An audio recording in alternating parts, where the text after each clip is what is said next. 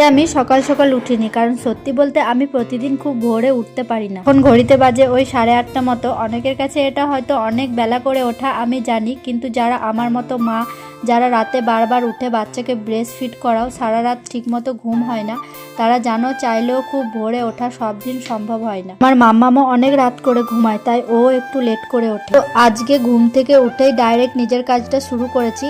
সকালে উঠে আগে ফ্রেশ হয়ে গেছি, তারপর একটু স্কিন কেয়ার করে নিলাম। আর এদিকে দেখলে ঘড়িতে 9:15 বাজে আর মাম্মাম এখনও ঘুমাচ্ছে। ভাবলাম ও ওঠার আগে এই ফাঁকে আমার সবচেয়ে জরুরি কাজটা সেরে নিই, ব্রেকফাস্টটা। সময় ছিল যখন ব্রেকফাস্টটা ঠিক মতো করতাম না, কখনো করতাম কখনো করতাম না, বেশিরভাগ সময়ই না ব্রেকফাস্টটা স্কিপ করে দিতাম। সংসারে আসার পর নিজের জন্য সময়টাই যেন থাকতো না। ফলটা কি হয়েছিল জানো? শরীরটা খুব দুর্বল হয়ে পড়েছিল। এখন বুঝলাম মা হিসেবে সবার আগে নিজের যত্ন নেওয়াটাই খুব দরকার। আমি সুস্থ না থাকলে আমার পরিবারকেও ঠিকভাবে সামলাতে পারবো না। তাই এখন একটা রুল বানিয়েছি, যত দেরি হোক না ব্রেকফাস্টটা আমি স্কিপ করব না। নিজের ব্রেকফাস্টের জন্য খুব সিম্পল একটা চার্ট করে রেখেছি। যেসব খাবার খুব কম সময়ে রান্না ছাড়াই করা যায় সেগুলোই রাখি লিস্টে।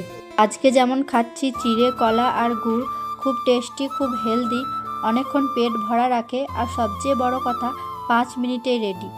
সবার লাস্টে একটাই কথা বলবো, মায়েরা, নিজের যত্ন নেওয়াটা লাক্সারি না, এটা প্রয়োজন।